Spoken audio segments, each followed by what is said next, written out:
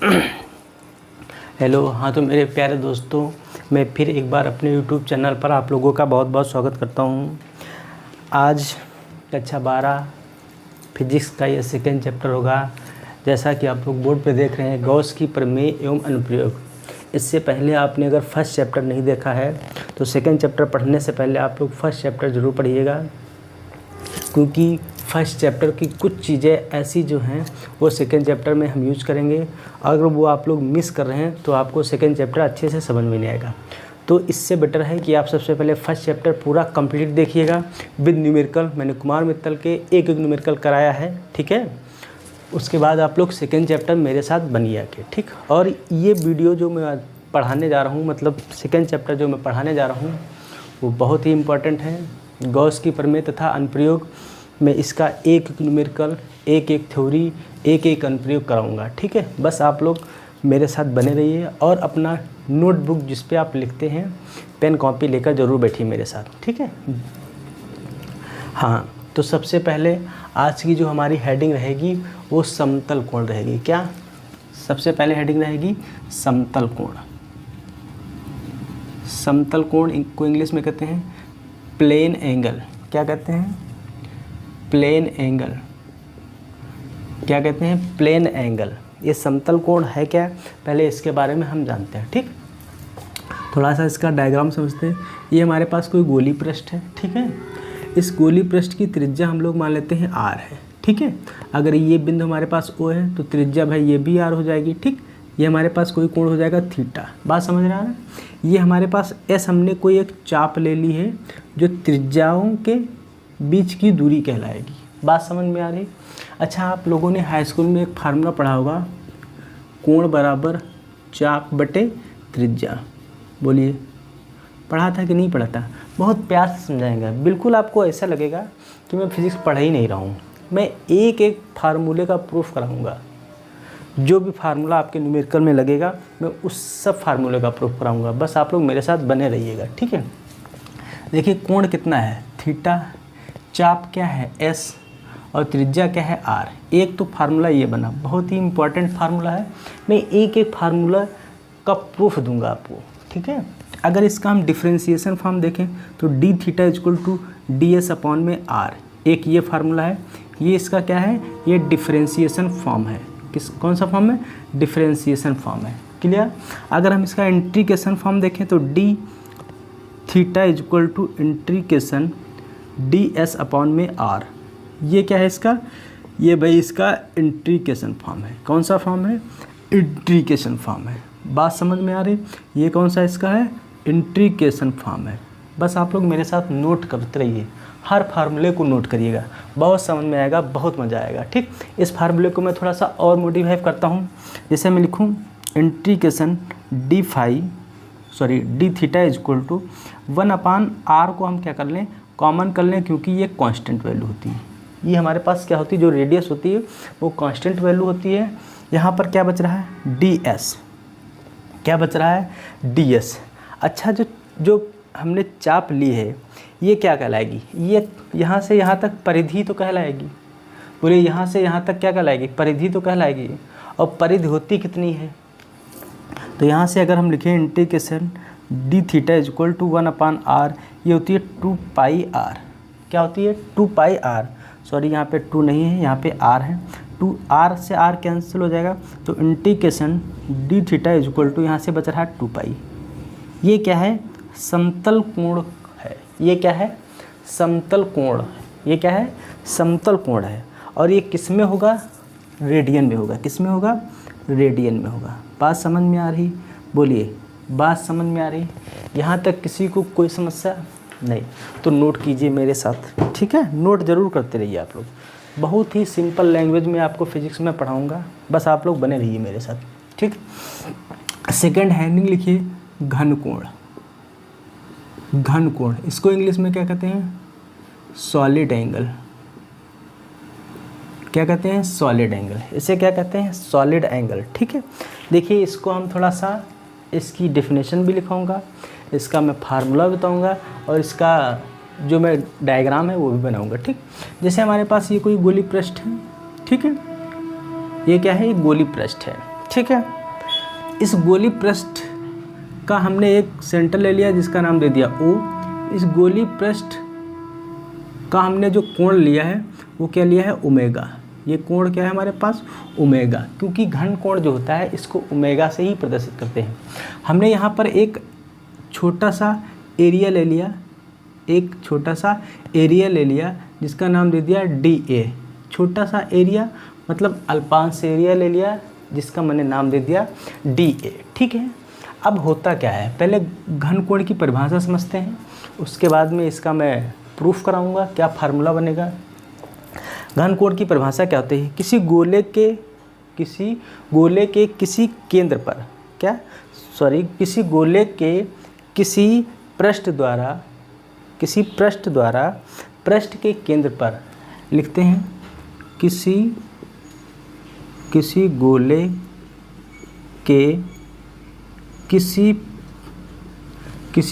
के किसी पृष्ठ द्वारा गोले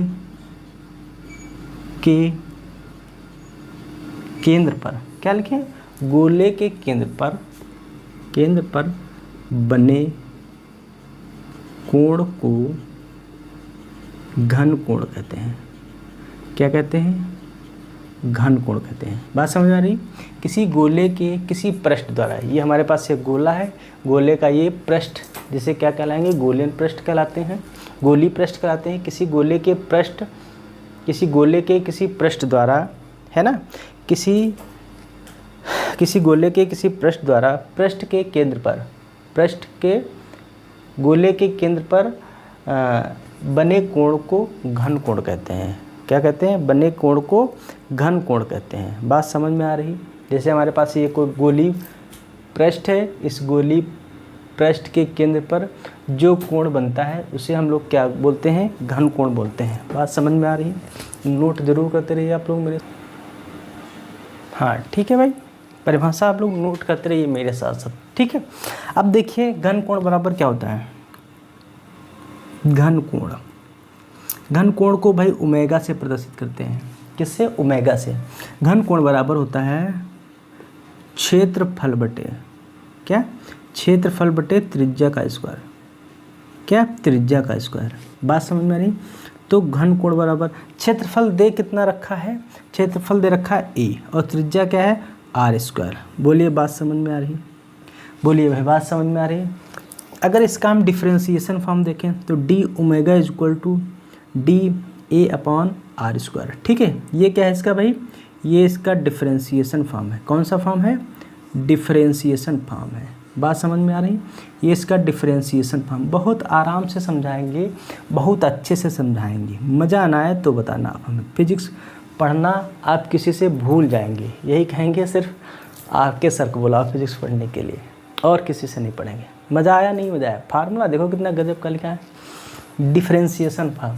अगर हम इसका इंटीग्रेशन फॉर्म देखें तो integration d omega equal to integration DA/R²। ठीक है।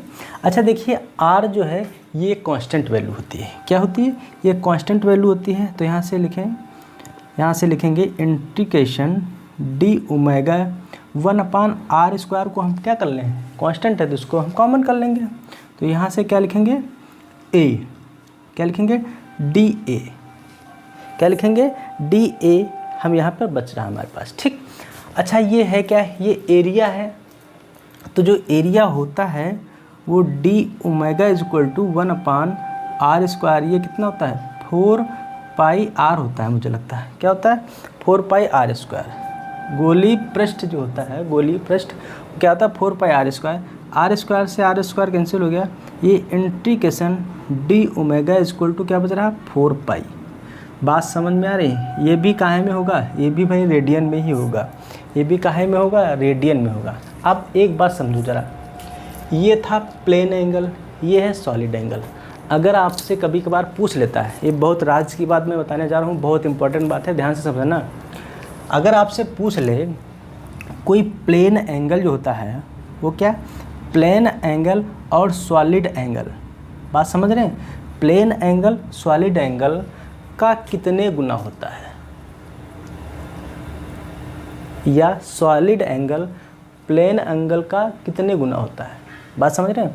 देखिए सॉलिड एंगल कितना है 4 पाई है और प्लेन एंगल क्या है 2 पाई है, तो कितने गुना होता है ये 2 गुना होता है। याद रखना ये 2 गुना होता है कौन सॉलिड एंगल। तो हम लिख सकते हैं इसके स्थान पे क्या लिख सकते हैं, इसके स्थान पे 2 पाई लिख सकते हैं, इसके स्थान पे 2 इंटू क्या लिख देंगे बताएं भाई, इसके स्थान पे क्या लिख देंगे, ऐसे लिखेंगे S A is equal to 2 into P A. बोलिए बात समझ में आ रही।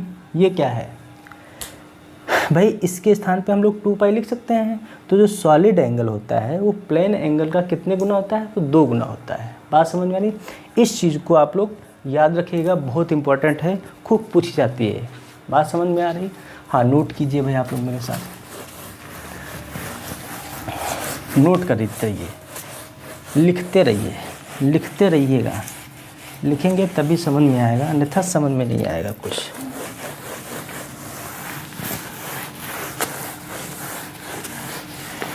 वीडियो को रोक के भी आप लोग लिख सकते हैं, ठीक है। बात समझ में आ रही। बोलिए बात समझ में आई इतनी, बताओ इतनी बात समझ में आई। हाँ अगली हेडिंग आप लोग लिखिएगा वैद्युत फ्लक्स। कौन सी, वैद्युत फ्लक्स, वैद्युत फ्लक्स, ठीक है। इंग्लिश में कहते हैं इलेक्ट्रिक, क्या लिखते हैं इलेक्ट्रिक फ्लक्स, क्या लिखते हैं इलेक्ट्रिक फ्लक्स। बात समझ में आ रही। क्या लिखते हैं इलेक्ट्रिक फ्लक्स, थोड़ा सा यहाँ पे इलेक्ट्रिक फ्लक्स, ठीक है। हाँ इलेक्ट्रिक फ्लक्स क्या होता है, हमारे पास ये कोई आवेश क्यों है, थोड़ा सा समझिएगा। ये आवेश क्यों है, ठीक है। ये जो हमने बना रहा हूँ ये इस फ्लक्स से गुजरने वाली वैद्युत बल रेखाएं हैं। क्या है, इस फ्लक्स से गुजरने वाली वैद्युत बल रेखाएं हैं, ठीक है। कौन सी हैं, वैद्युत बल रेखाएं। क्या है, वैद्युत बल रेखाएं हैं। तो इसकी परिभाषा क्या लिखेंगे आप लोग मेरे साथ लिखिए। किसी भी क्या लिखेंगे, किसी भी, क्या लिखते हैं, किसी भी वैद्युत क्षेत्र में स्थित, किसी भी वैद्युत क्षेत्र में स्थित किसी भी वैद्युत क्षेत्र में स्थित किसी पृष्ठ से गुजरने वाली, किसी वैद्युत क्षेत्र में स्थित, ये आवेश क्या है हमारा, किसी वैद्युत क्षेत्र में स्थित है। इस आवेश से गुजरने वाली वैद्युत बल रेखाओं की संख्या को क्या कहेंगे, इलेक्ट्रिक फ्लक्स कहेंगे, ठीक है। तो किसी भी वैद्युत क्षेत्र में स्थित किसी भी पृष्ठ से गुजरने वाली वैद्युत बल रेखाओं की संख्या को वैद्युत फ्लक्स कहते हैं, वैद्युत फ्लक्स कहते हैं। बोलिए बात समझ में आ रही है। किसी भी पृष्ठ से, किसी भी वैद्युत क्षेत्र में स्थित किसी भी पृष्ठ से गुजरने वाली वैद्युत बल रेखाओं की संख्या को वैद्युत फ्लक्स कहते हैं। बात समझ में आ रही। हाँ नोट कीजिए भाई आप लोग, क्या नोट कीजिए आप लोग, नोट करते रहिए, ठीक है। हाँ बात समझते। अब आते हैं इसकी थोड़ी सी इम्पोर्टेंट बातों पे चर्चा करते हैं। फ्लक्स इक्वल टू होता क्या है, फ्लक्स को फाई से प्रदर्शित करते हैं। फाई इक्वल टू होता है ई ए, क्या होता है ई ए। बात समझ में आ रही। फाई इक्वल टू क्या होता है ई ए होता है। बोलो बात समझ में आ रही। अगर हमारे पास ये कुछ ऐसा पृष्ठ हो, क्या हमारे पास कुछ ऐसा पृष्ठ हो, ठीक है, हमारे पास कुछ ऐसा पृष्ठ हो, ये हमारे पास क्या हो एरिया वेक्टर, और ये हमारे पास इलेक्ट्रिक फील्ड हो, ठीक है, इलेक्ट्रिक फील्ड हो। अगर इन दोनों के बीच का कोण हमारे पास थीटा बन जाए, तब इनके लिए जो फार्मूला होगा वो फाई इक्वल टू क्या होगा ई ए कॉस थीटा। क्या होगा ई ए कॉस थीटा। बहुत इंपॉर्टेंट फार्मूला, जीवन काल तक चलने वाला फार्मूला, ठीक है, बहुत इंपॉर्टेंट फार्मूला। हाँ थर्ड बात और याद लिखिए, लिखिए फ्लक्स, फ्लक्स कभी भी निगेटिव नहीं होता, नहीं हो सकता या नहीं होता, कुछ भी लिख सकते हैं। फ्लक्स कभी भी निगेटिव नहीं होता है, ऋणात्मक नहीं होता। फ्लक्स कभी भी क्या नहीं होता, ऋणात्मक नहीं होता है। बात समझ में आ रही है? हाँ। अगला पॉइंट, अब इसके मात्रक की बात करता हूँ। क्या? मात्रक की, यूनिट की। यूनिट क्या होगा भाई इसका? यूनिट देखिए क्या होगा। ई क्या है? Electric field. ए क्या है? एरिया। इलेक्ट्रिक फील्ड का मात्रक न्यूटन प्रति कूलाम क्या होता है? न्यूटन प्रति कूलाम, है ना, न्यूटन प्रति कूलाम। तो इसका मात्रक क्या हो जाएगा? न्यूटन मीटर स्क्वायर प्रति कूलाम। बात समझ में आ रही है? न्यूटन मीटर स्क्वायर प्रति कूलाम। बोलो, बात समझ में आ रही है? हाँ, एक और मात्रक किसका होता है? ये किस में होता है भैया? ये होता है MKS में। ये किस में होता है? MKS में। दूसरा इसका मात्रक होता है डाइन सेंटीमीटर स्क्वायर प्रति ESU। बात समझ में आ रही है? ये किस में होता है? ये होता है CGS में। सेंटीमीटर ग्राम सेकंड में, मीटर किलोग्राम सेकंड में। बात समझ में आ रही? बोलिए। ऐसा आप कहीं पढ़ेंगे? ऐसा आप कहीं पढ़ेंगे? एक एक बात मैं पढ़ा रहा हूँ आपको, एक एक पॉइंट में पढ़ाऊँगा। अरे देखो तो, फार्मूले देखो पहले कैसे कैसे हैं। ठीक है। हाँ, अब आते हैं इसकी बीमा पे। किसकी बीमा पे? बीमा क्या होती है भाई इसकी? बीमा होती है ML क्यूब T-3 A-1। क्या होती है इसकी बीमा? ML cube T-3 A-1। मैं एक एक फार्मूला कराऊंगा, छोड़ूंगा कुछ नहीं। क्या? छोड़ूंगा कुछ नहीं, एक एक फार्मूला कराऊंगा, नोट करते रहिए। अब फ्लक्स कब अधिकतम होता है? तो लिखिएगा हेडिंग, फ्लक्स अधिकतम। ठीक है।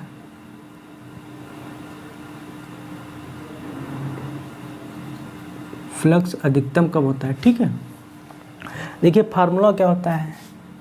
Phi is equal to EA cos theta होता है। क्या होता है? Phi is equal to EA cos theta. जब थीटा की वैल्यू क्या होनी चाहिए? 0 डिग्री। जब थीटा की वैल्यू क्या हो? 0 डिग्री, तो फ्लक्स क्या होगा? अधिकतम होगा। तो यहाँ पे लिखेंगे फाई मैक्स के लिए, है ना। तो EA cos 0 डिग्री, तो फाई मैक्स क्या हो जाएगा? EA हो जाएगा। बोलिए भाई, बात समझ में आ रही? क्या होगा? जब थीटा की वैल्यू 0 डिग्री हो तो फ्लक्स क्या होगा? मैक्सिमम होगा। ठीक है। फिर फ्लक्स मिनिमम क्या होता है? क्या? फ्लक्स मिनिमम कब होता है? ये भी देखिए, फ्लक्स मिनिमम की कंडीशन क्या होती है? जब थीटा की वैल्यू 90 डिग्री हो। क्या हो? 90 डिग्री। तो फाई मिनिमम, है ना, यही होता है EA cos 90 डिग्री। तो फाई मिनिमम क्या हो जाएगा भैया? ये 0 हो जाएगा। ठीक है। फाई मिनिमम क्या हो जाएगा? 0 हो जाएगा। बात समझ में आ रही? अच्छा, इसकी अगर हम रेंज देखें, क्या रेंज देखें, लिख लीजिए heading, range of flux. Range of flux वो क्या होती है? फाई जो होता है बिलोंग्स करता है 0 से EA के बीच में। ये इसकी क्या है भैया? ये इसकी रेंज है। क्या है? ये इसकी रेंज है। ये क्या है? इसकी रेंज है। फ्लक्स की रेंज क्या होती है? 0 से EA के बीच में होती है। बताओ, इतनी चीज़ फ्लक्स में आपको कोई बताएगा? कोई नहीं बताएगा। अगर पढ़ना है तो सिर्फ RK सर से पढ़िएगा, फिजिक्स पढ़ा कहाँ पाएंगे सब। ठीक है। बात समझ में आ रही? नोट कीजिए, नोट कीजिए भाई, नोट कीजिए भाई, नोट कीजिए।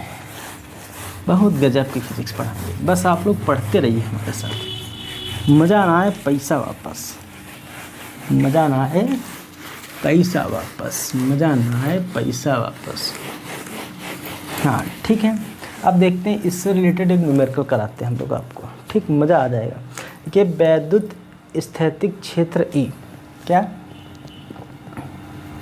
वैद्युत स्थैतिक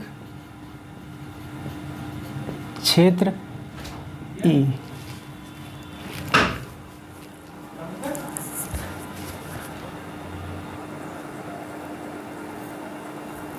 हाँ, क्वेश्चन देखिए क्या कह रहा है।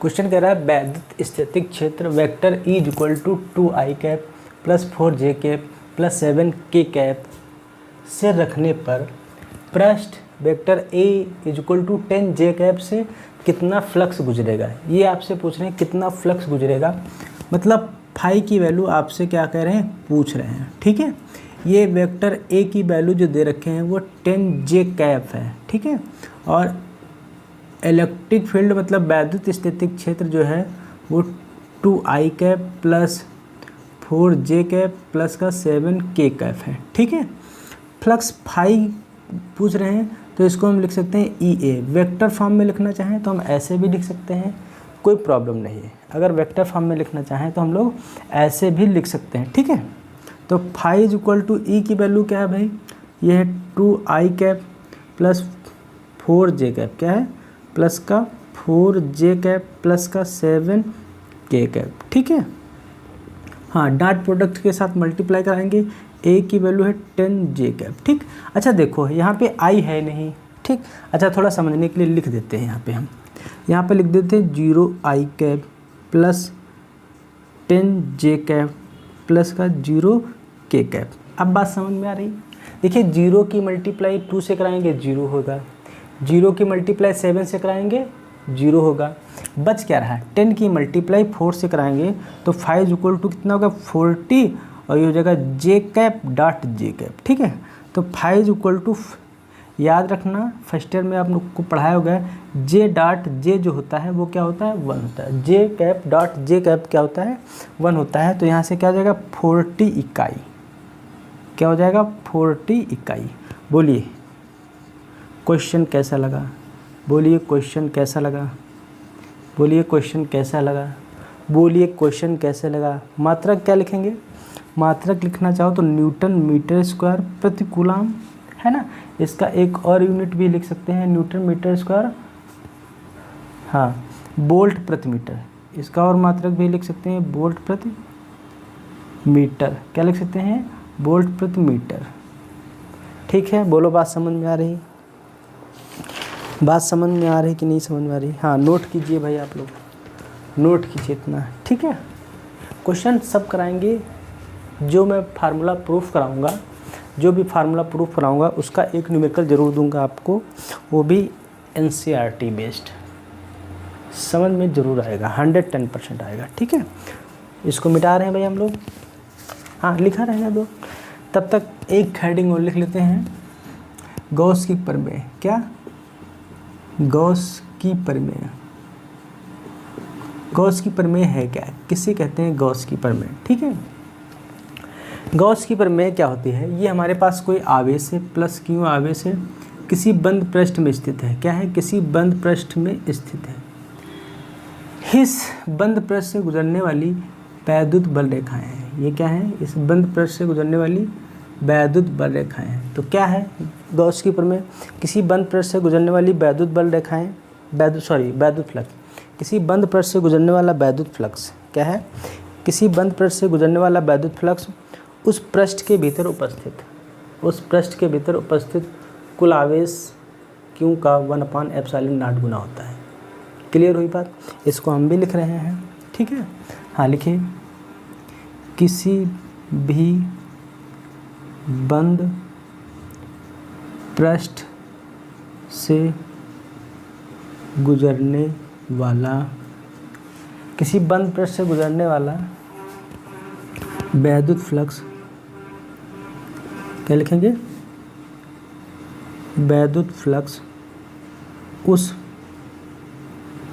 पृष्ठ के भीतर उपस्थित कुल आवेश Q का 1/ε0 गुना होता है। ठीक है, किसी बंद पृष्ठ से गुजरने वाला, किसी बंद पृष्ठ से गुजरने वाला वैद्युत फ्लक्स उस पृष्ठ के भीतर उपस्थित, उस पृष्ठ के भीतर उपस्थित कुल आवेश Q का 1/ε0 गुना होता है। ये क्या है, ये गॉस की प्रमेय है। क्या है, ये गॉस एक साइंटिस्ट थे, उन्होंने अपने नाम पे दिया था। इनका पूरा नाम है कार्ल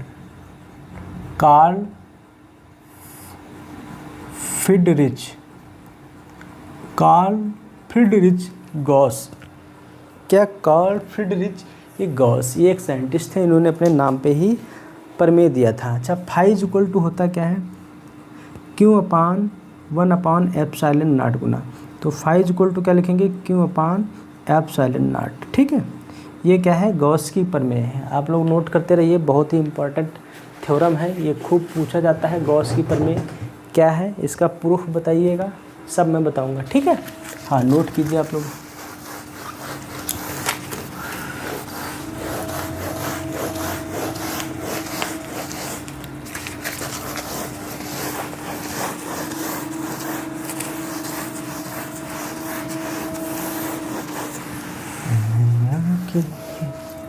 ठीक है, अगली हेडिंग लिखिए गॉस की प्रमेय का निगमन। लिखिए गॉस की प्रमेय का निगमन।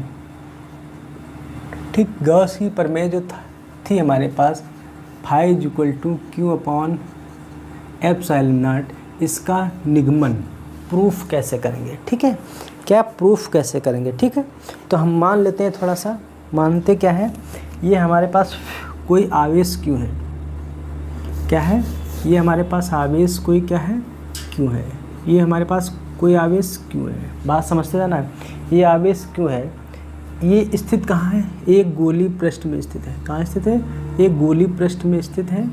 इस आवेश क्यों से स्मॉल आर दूरी पर एक बिंदु क्या स्थित है, पी स्थित है। एक बिंदु क्या स्थित है, पी स्थित है। क्या स्थित है, पी स्थित है।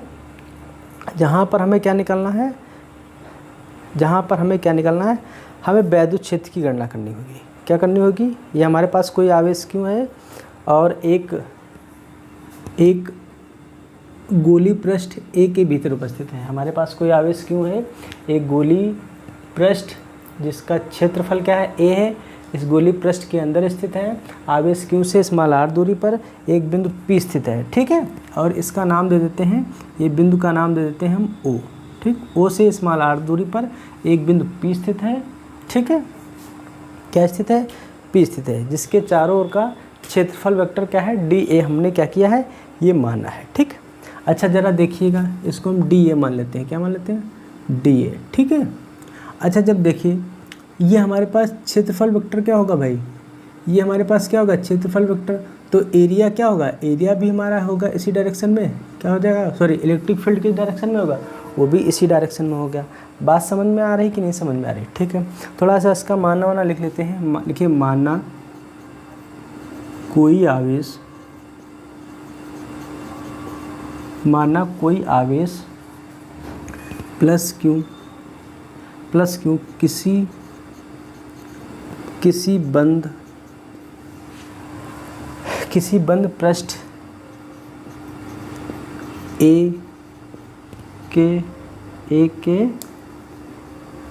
के अंदर स्थित है।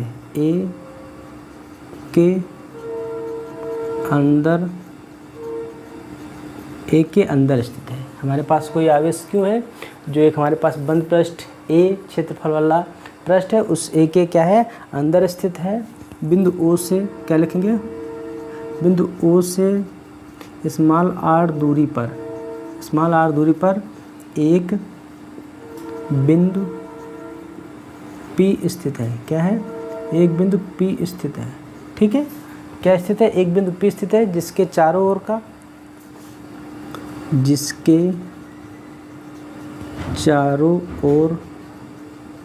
का क्षेत्रफल डी ए है। ठीक है, डी ए है। ठीक, क्या क्षेत्रफल डी ए है। तब फ्लक्स क्या हुआ, तब flux phi is equal to क्या होता है, E A cos of theta. ये हमारे पास होता है फ्लक्स। ये क्या होता है, फ्लक्स होता है, E A cos of theta. ठीक है, तो क्यों आवेश के कारण स्मॉल आर दूरी पर वैद्युत क्षेत्र निकालते हैं। जो आवेश क्यों है, ये आवेश क्यों है, इससे स्मॉल आर दूरी पर हम इलेक्ट्रिक फील्ड ज्ञात कर लेते हैं पहले कितना है। तो लिखेंगे आवेश क्यों से या लिखिए ऐसे लिखिएगा, Q आवेश से स्मॉल r दूरी पर वैद्युत क्षेत्र, क्या निकालेंगे? वैद्युत क्षेत्र। वो क्या होता है भाई? E = 1/4πε0 Q में r²। बोलो यही तो होता है वैद्युत क्षेत्र। क्या होता है? यही तो होता है। अच्छा देखिए फ्लक्स क्या है? फाई = EA क्या है? cos theta. क्या है? cos theta. जो हमारा क्षेत्रफल है, ये जो पृष्ठ का क्षेत्रफल है, ये अति सूक्ष्म है। तो क्या लिखेंगे यहाँ पे? जो लिखना है हमें यहाँ पे थोड़ा सा लिखिएगा, यदि क्षेत्र अति सूक्ष्म है। क्या है? अति सूक्ष्म है मतलब छोटा है, अति सूक्ष्म हो तो जो थीटा की वैल्यू है वो 0 डिग्री के बराबर हो जाएगी। भाई यहाँ पे जो ये पे इलेक्ट्रिक फील्ड हमारा इस डायरेक्शन में है तो एरिया वेक्टर हमारा भी इस डायरेक्शन में होगा। तो यहाँ पे जो थीटा बनता है वो 0 डिग्री बनता है। बात समझ में आ रही है? क्या बनता है? 0 डिग्री। तो यहाँ से फाई = क्या मिलेगा? EA मिलेगा। क्या मिलेगा?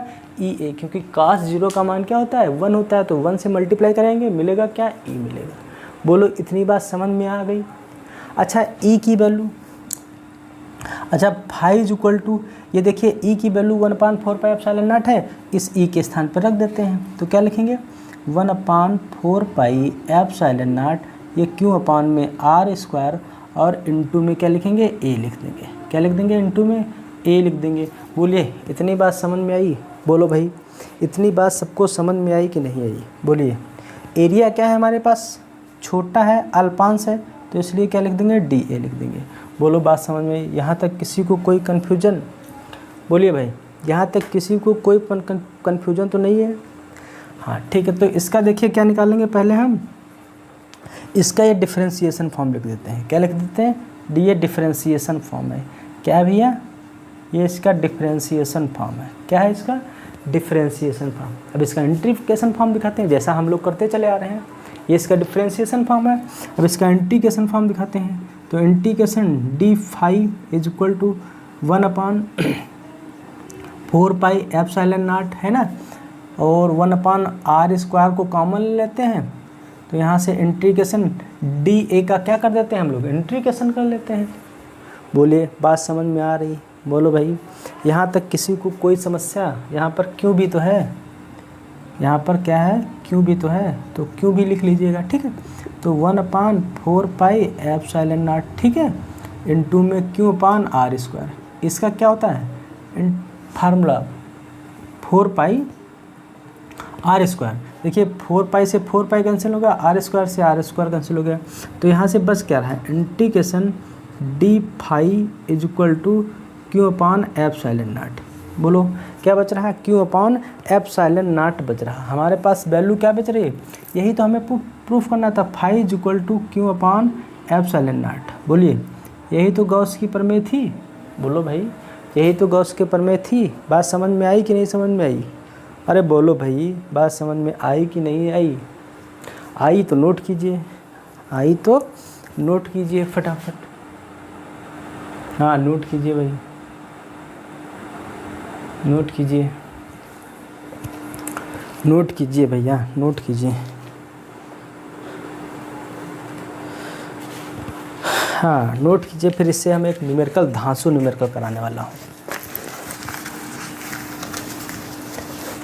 एक धांसू न्यूमेरिकल। कौन सा न्यूमेरिकल? धांसू न्यूमेरिकल, जिसे कहते हैं सुपर न्यूमेरिकल। बहुत ही अच्छा न्यूमेरिकल है। देखिए न्यूमेरिकल क्या है। न्यूमेरिकल हम लिख रहे हैं,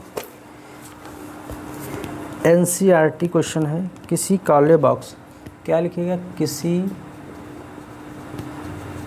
काले बॉक्स के पृष्ठ पर वैद्युत क्षेत्र की सावधानीपूर्वक ली गई माप। वैद्युत क्षेत्र की सावधानीपूर्वक ली गई माप यह संकेत देती है, यह संकेत देती है कि बॉक्स के पृष्ठ से गुजरने वाला net flux 8×10⁹ newton metre square प्रतिकूलम स्क्वायर है। ठीक है, पहला क्वेश्चन क्या कह रहा है इसमें? पहला क्वेश्चन कह रहा है बॉक्स के भीतर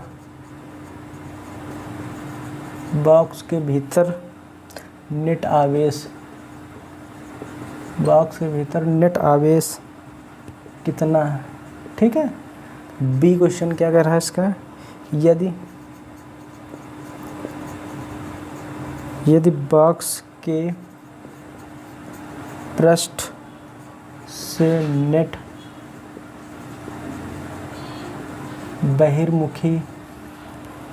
बहिर्मुखी फ्लक्स शून्य हो तो क्या आप यह निष्कर्ष क्या लिखना है? तो निष्कर्ष निकालेंगे कि बॉक्स के भीतर कोई आवेश है या नहीं। बहुत सही क्वेश्चन। देखिए क्या है भाई, क्वेश्चन एक लोग पढ़िए आप लोग, तब तक थोड़ा सा मैं इस अपने मार्कर को खाना पानी दे दूं। ये बहुत खाता पीता है मार्कर। तब तक क्वेश्चन नोट कीजिए आप लोग भी। इसको 2 बूंद ज़िंदगी के लिए पिलाना पड़ता है हमें। पी लो भाई।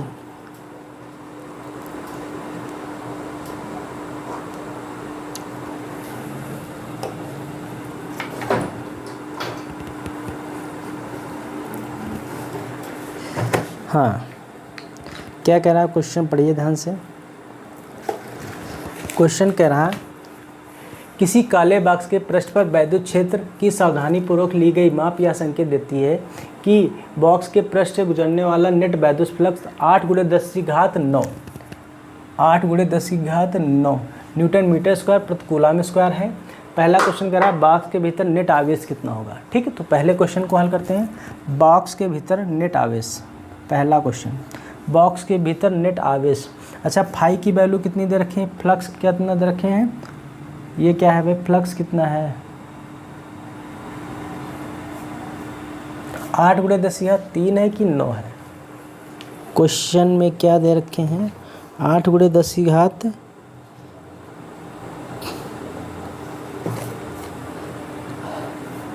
है। सॉरी, यहाँ पे आप लोग लिख लेना सही से, 3 है, 9 नहीं है। 8×10⁻³ न्यूटन मीटर स्क्वायर प्रतिकूलम स्क्वायर। ये फ्लक्स की वैल्यू दे रखी है। ठीक है। अच्छा, फाई = जो होता है वो Q/ε0 होता है। आपसे पहले क्वेश्चन में कह रहे हैं नेट आवेश ज्ञात कीजिए, मतलब Q निकालना है, तो Q = फाई इंटू में ε0। फाई की वैल्यू 8×10⁻³ और ε0 की वैल्यू 8.85 × 10⁻⁻12। ठीक है, बात समझ में आ रही? बोलो भैया, बात समझ में आ रही? इसकी मल्टीप्लाई करा देते हैं तो 8×40 का 0 हंसी लगे 4, 8 × 64, 64 और 4 68 के 8 हंसी लगे 6, फिर 8 × 64, 64 और 6 70। बोलिए, यही तो होगा भैया? गुणा कराने पर क्या यही होगा? क्या कुछ गलत हो गया? फिर से कर लेते हैं। 8×40 का 0 हंसी लगे, हंसी लाया 4, फिर 8 × 64, 64 और 4 68 कि 8 हंसी लगा 6, फिर 8 × 64, 72 हो गया। कितना हो गया? 72। कितना हो गया? 72। गुणे 10 की घात माइनस का 9 बचेगा। अगर हम आवेश को ये लिखें 7.28, देखिए 1 और 2 अंक किधर बढ़े हैं, अगर 2 अंक किधर बढ़ रहे हैं तो पावर क्या होगी, 2 जुड़ जाएगी। क्या हो जाएगी, 2 जुड़ जाएगी। भाई हम इधर बढ़ रहे हैं 2 अंक, तो पावर क्या होगी, 2 जुड़ जाएगी। सॉरी दशमलव यहाँ पर लगा था तो यहाँ पर लगेगा, तो 1 अंक बढ़ रहे हैं तो पावर क्या होगी, 1 जुड़ जाएगी। तो जुड़ के मतलब -9 में +1 करना है, तो बचेगा कितना, ये Q = 7.28 × 10⁻⁻8, ये हो जाएगा कूलाम। ये हो जाएगा बॉक्स के भीतर नेट आवेश। क्वेश्चन बड़ा था, कठिन नहीं। दूसरा क्वेश्चन क्या कह रहा है, दूसरा क्वेश्चन कह रहा है यदि बॉक्स के पृष्ठ से नेट बहिर्मुखी फ्लक्स शून्य हो, बॉक्स के पृष्ठ से नेट बहिर्मुखी फ्लक्स मतलब जो फ्लक्स बॉक्स से गुजर रहा है वो टोटल फ्लक्स क्या हो, शून्य हो, तो क्या आप यह निष्कर्ष निकालेंगे कि बॉक्स के भीतर आवेश है या नहीं। अच्छा ध्यान दीजिए, अगर फ्लक्स शून्य है,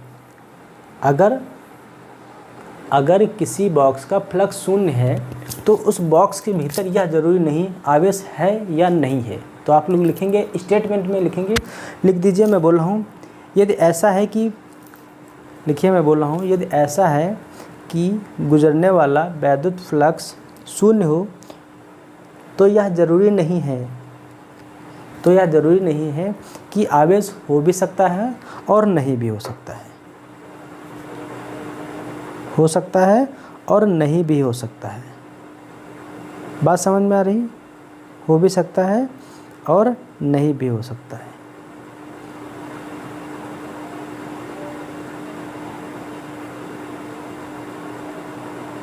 ठीक है भाई, बात समझ में आ रही,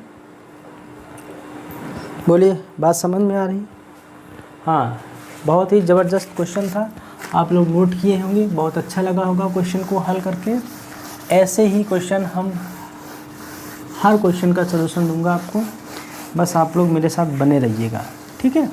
अगली हेडिंग लिखिएगा आवेश का रेखीय घनत्व। अगली हेडिंग लिखिए आवेश का रेखीय घनत्व। आवेश का रेखीय घनत्व, ठीक है।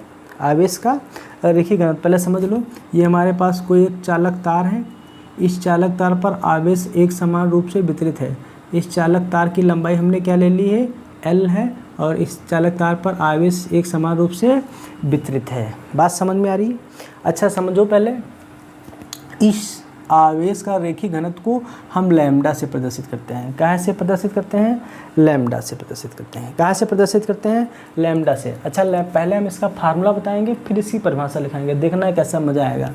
ये Q/L क्या होता है, L होता है। क्या होता है, Q/L होता है। अच्छा बोलो, समझ में बात कुछ आई नहीं आई। अब इससे ही हम परिभाषा बनाएंगे, इस फार्मूले से ही परिभाषा बनाएंगे। देखो क्या परिभाषा है, किसी चालक तार की लंबाई पर, ये चालक तार है, ये क्या है, चालक तार है। किसी चालक तार की लंबाई पर एक समान रूप से वितरित आवेश Q, ठीक है। किसी चालक तार की लंबाई पर एक समान रूप से वितरित आवेश Q तथा लंबाई के अनुपात को, क्या कहेंगे, लंबाई के अनुपात को उस चालक तार, उस चालक की आवेश का रेखीय घनत्व कहेंगे। बात समझ में आ रही, अनुपात को आवेश का रेखीय घनत्व कहेंगे। तो मैं लिख रहा हूँ, आप लोग भी लिखिएगा, किसी भी चालक तार की लंबाई पर एक समान रूप से वितरित आवेश तथा आवेश Q लिख दीजिए, तथा चालक की लंबाई L के अनुपात का आवेश का रेखीय घनत्व कहते हैं। क्या कहते हैं, रेखीय घनत्व कहते हैं। क्या कहते हैं, रेखीय घनत्व कहते हैं, आवेश का रेखीय घनत्व कहते हैं। क्लियर हुई बात। फार्मूला क्या है, lambda equal to Q upon L. ठीक है, lambda equal to Q upon L. ठीक, एक और परिभाषा मैं इसकी बनाऊँ, देखना। फार्मूला क्या, lambda equal to Q upon L. ठीक है, अगर मान लें, माना एल इक्वल टू अगर 1 मीटर लिख देते हैं, ठीक है, एल इक्वल टू 1 मीटर लिख देते हैं, तो लैम्डा इक्वल टू क्यू बच रहा है। क्या बच रहा है, लैम्डा इक्वल टू क्यू। तो हम परिभाषा फिर से बना रहे हैं, लिख रहे हैं किसी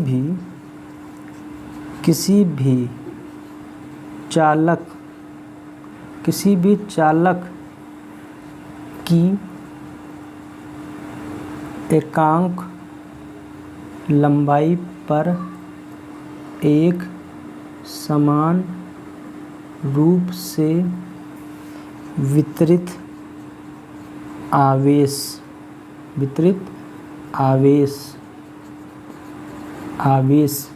क्या लिखेंगे, समान रूप से वितरित आवेश को उस चालक का रेखीय घनत्व कहते हैं।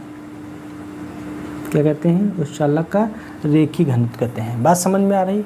दोनों परिभाषाएं हैं, आपकी इच्छा है जो लिख सकते हैं, बहुत इंपॉर्टेंट दोनों परिभाषाएं हैं। ठीक है, अब आते हैं इसके मात्रक पर। क्या मात्रक देखिए क्या हो जाएगा भाई, फार्मूला क्या कहता है, lambda is equal to Q upon L. ठीक है, तो क्यू क्या है, आवेश, आवेश का मात्रक कूलाम प्रति मीटर। क्या हो जाएगा, कूलाम प्रति मीटर। बात समझ में आ रही है, कूलाम प्रति मीटर। बीमा क्या हो जाएगी, बीमा भी देख लो यहीं पे। बीमा देखिए क्यू अपॉन एल है, क्या है क्यू अपॉन एल, आवेश की बीमा 80 होती है और एल लंबाई की बीमा क्या होगी, मीटर है ना, उसको कहाँ से नापेंगे, एल से। तो क्या हो जाएगा ये भी, ये क्या हो जाएगा, ये हो जाएगा 80 L - 1। ये क्या होगी, बीमा हो जाएगी, ये क्या हो जाएगी, बीमा हो जाएगी। ठीक है भाई, नोट कीजिए मेरे साथ,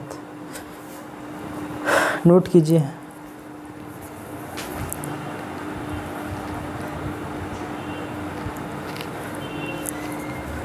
हाँ, एक दूसरी परिभाषा लिखिए,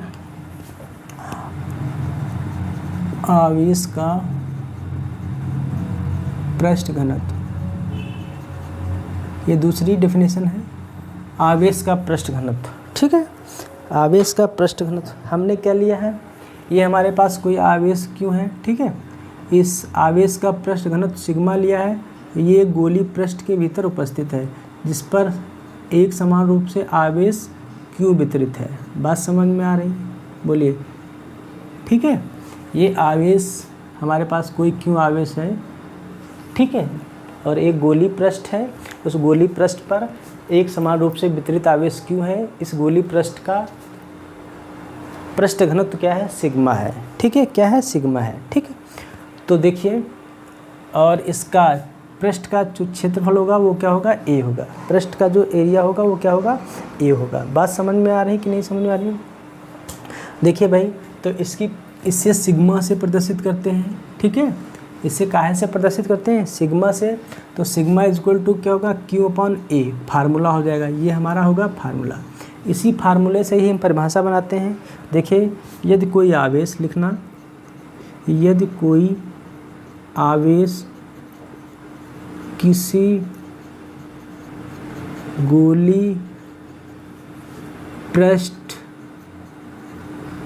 पर एक समान रूप से वितरित है, एक समान रूप से वितरित हो, तो वितरित आवेश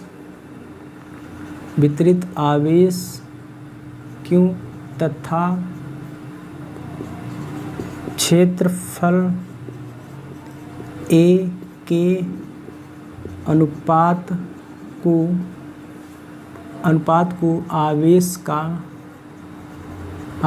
का पृष्ठ घनत्व कहते हैं। क्या कहते हैं, आवेश का पृष्ठ घनत्व कहते हैं। ठीक है, बात समझ में आ रही है। एक तो परिभाषा ये, दूसरी परिभाषा sigma is equal to Q upon A है, ये फार्मूला हमारे पास है भाई। अगर यहाँ से A is equal to 1 metre square कर दें, ठीक है, तो सिग्मा इज इक्वल टू क्या बनेगा, क्यू, क्या बचेगा, सिग्मा इज इक्वल टू बचेगा क्यू, ठीक है। एक परिभाषा यहाँ से और बना सकते हैं, यहाँ से बना सकते हैं एकांक क्षेत्रफल में संचित आवेश, एकांक क्षेत्रफल में संचित आवेश की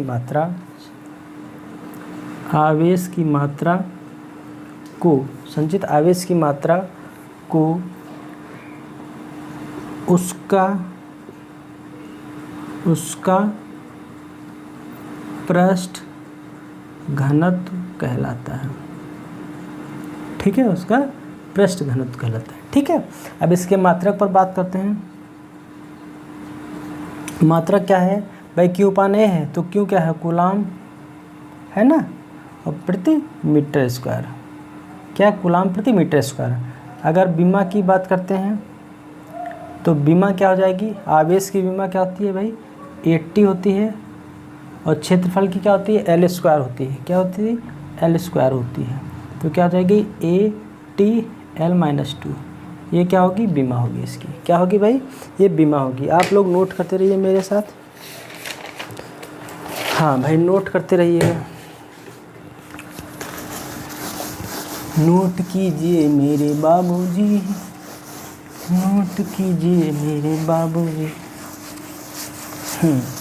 ठीक है। अगली हेडिंग लिखिए, आवेश का आयतन घनत्व। आवेश का आयतन घनत्व, आवेश का आयतन घनत्व, ठीक है। आवेश का आयतन घनत्व, देखिए भाई, ये हमारे पास एक गोली पृष्ठ है, इस गोली पृष्ठ पर एक समान रूप से आवेश वितरित है, ठीक है, जिसका आयतन V है और इस पर आवेश Q है, ठीक है। इस पर आवेश क्या है, Q है। इसको काहे से प्रदर्शित करते हैं, इसको रो से प्रदर्शित करते हैं। काहे से, rho is equal to Q upon V होता है। क्या होता है, rho is equal to Q upon V होता है। पहले फार्मूला बाद में परिभाषा, बहुत ही मज़ा आएगा पढ़ते पढ़ते। पहले फार्मूला बाद में परिभाषा। देखिए इसकी परिभाषा क्या लिखेंगे, यदि कोई आवेश, लिखिए यदि कोई आवेश किसी, यदि कोई आवेश क्या लिखेंगे, यदि कोई आवेश किसी आयतन में एक समान रूप से वितरित हो, क्या हो, वितरित हो, तो वितरित आवेश Q तथा आयतन V के अनुपात को आवेश का आयतन घनत्व कहते हैं। क्या कहते हैं, आयतन घनत्व कहते हैं। बोलिए कैसी लगी परिभाषा, मीठी लगी कि खट्टी लगी? परिभाषा तो अच्छी है ना, क्या है? हाँ, फिर क्या कहता है, rho is equal to Q upon V होता है। यदि v is equal to 1, v is equal to क्या कर दे, 1 metre, v is equal to अगर हम 1 कर दें तो हमें मिलेगा क्या, rho is equal to Q मिलेगा। क्या मिलेगा, rho is equal to Q मिलेगा। तो हम यहाँ से परिभाषा क्या बनाएंगे, एकांक